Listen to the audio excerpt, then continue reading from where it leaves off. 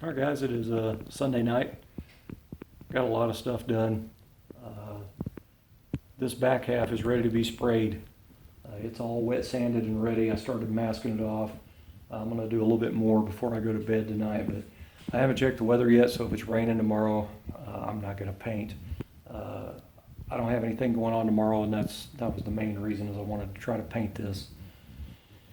Tired of seeing that yellow primer on here. It's time to get some color on. And I'm running out of warm days. You know, winter's coming.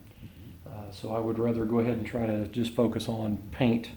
That way that just pretty much be all assembly after that. But anyway, what I just got finished doing, it's taken me about 2 hours because it's pretty scary. Because like I said, the car, I have it wet sanded. It is ready to spray, other than masking it the rest of the way off.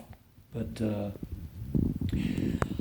I bought the scripts new and the crests new several years ago. So I had them here.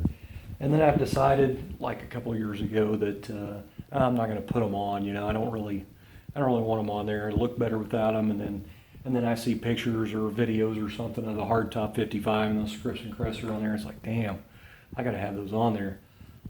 There is also other reasons.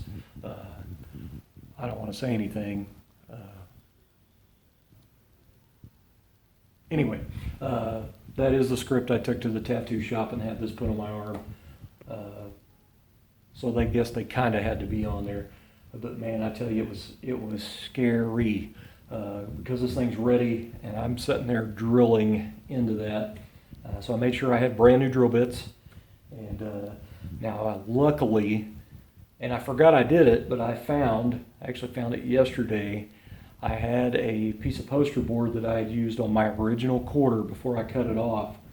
And I basically outlined all the holes and the trim lines and everything. So I knew exactly where it went on a factory quarter panel. So I was like, what the heck, I'll go ahead and do it, you know. I was going to try to go off measurements and all that stuff. I actually mapped out my cousin's on his hardtop because he still has his original main quarters. I think the lowers have been replaced on his car, but his main quarter uppers are still original. And anyway, when I transferred all mine out, my measurements were pretty much the same, so that's pretty cool. So they are where they need to be. And now I went with a chrome crest because the gold always tarnishes. The gold just doesn't seem to hold up well. And I changed the Belair script in my clock bezel to chrome as well. It's a custom car anyway, and it's just preference, you know. But anyway, so I decided to go ahead and put the scripts and crests on, and I got the holes drilled without, you know, skipping the drill down the primer and scratching it or something.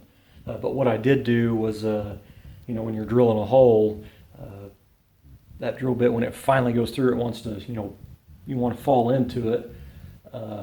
I used a vacuum cap, and I stuck it up to the end of the drill bit and then drilled it basically. So that was it was a rubber stopper when it hit the panel, you know, the head or the chuck didn't hit the paint and screw it up. So anyway, got it on there and done, and I am happy.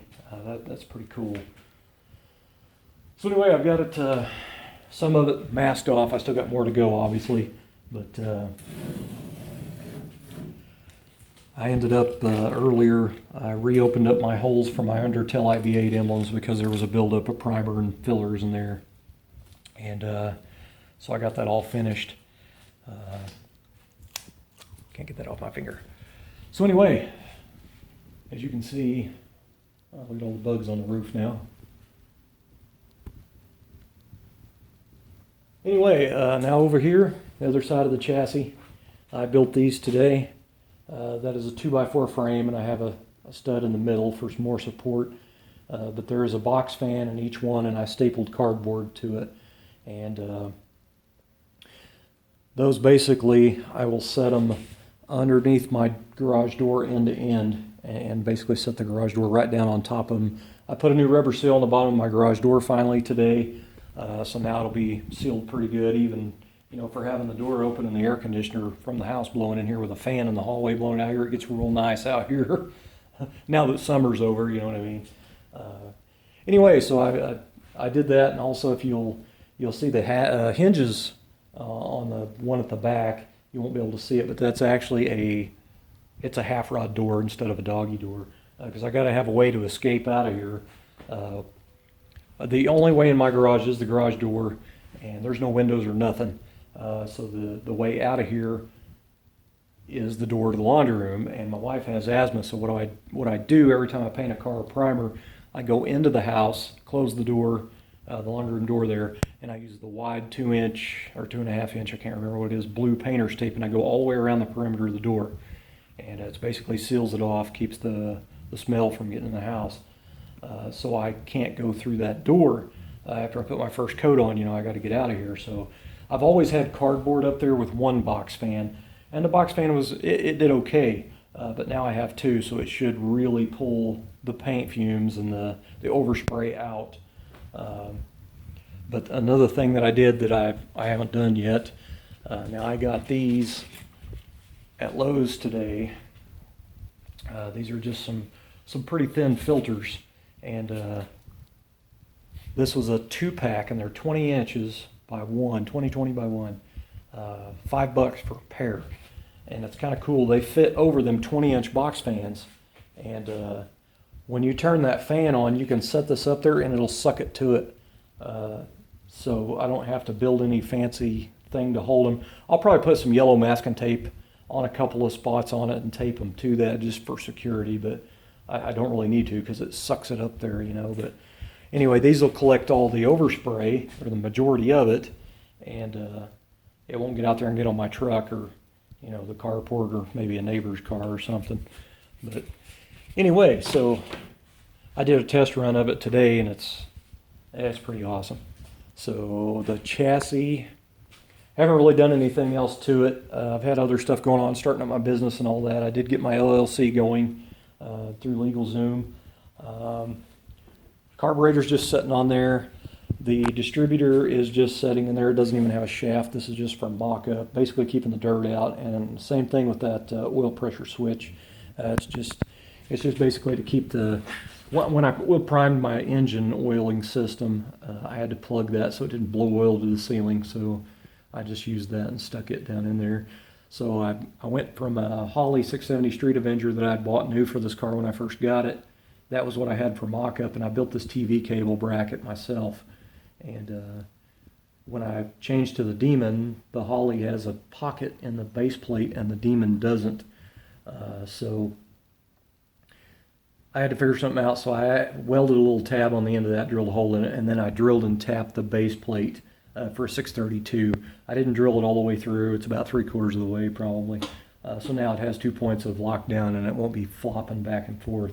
But anyway, I got that done. But the worst part is I messed up and ordered a 168 tooth flex plate instead of a 153. When I did mock-up and everything, I had an old messed up 153 tooth small flex plate, and the mini starter ran on just fine. The mini starter I have is just their standard mini starter. It has a dual bolt pattern for both flex plates, the 153 and the 168. So anyway, I put the 168 flex plate on here, bolted the engine in, trans together.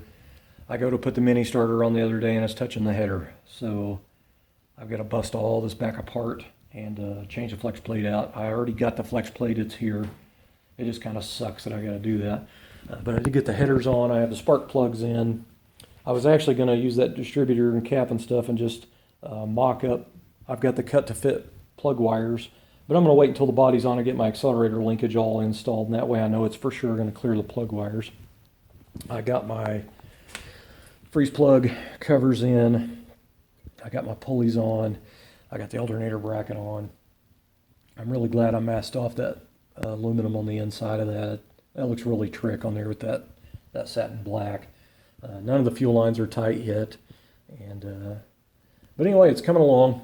It is slow, but like I said, I want to get all my painting done now, and that's what I want to mainly focus on, is getting the paint on the car and all the panels.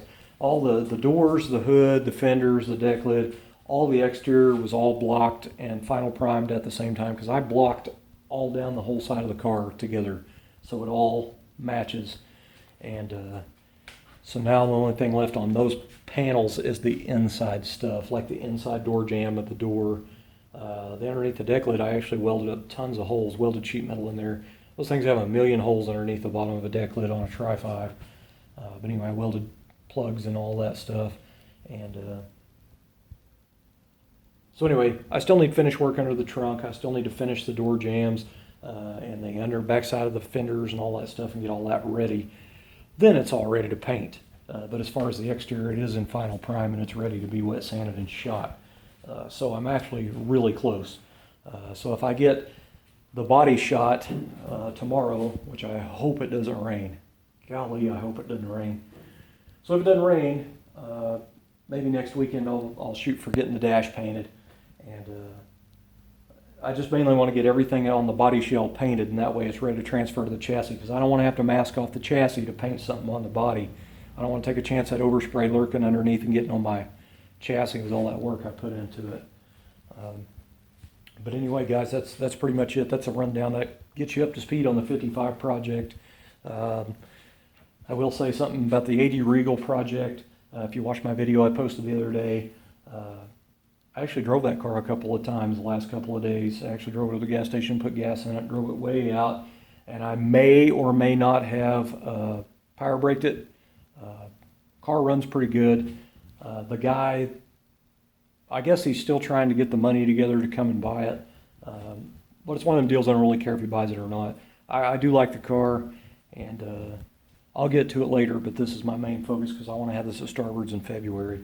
I actually need to have it done at least a few weeks before that so I can get a picture. I do need to call Starbird's and talk to him about it. I'm pretty sure I can make the show, but it's going to be probably right up to the end, you know. And anyway, I need to see what I need to do because I've never actually put a car in Daryl Starbird's indoor show. It's an all-weekend show in Tulsa every year. I've been to tons of other shows and put cars in other shows. I've just never been to Starbird's with one. But anyway, guys, I'm going to get back at it, and I'm going to do a little bit more masking off and pick up some tools and put some stuff away and get this garage pretty much ready for tomorrow's. I'm going to go like hell for paint, basically. We'll just call it that.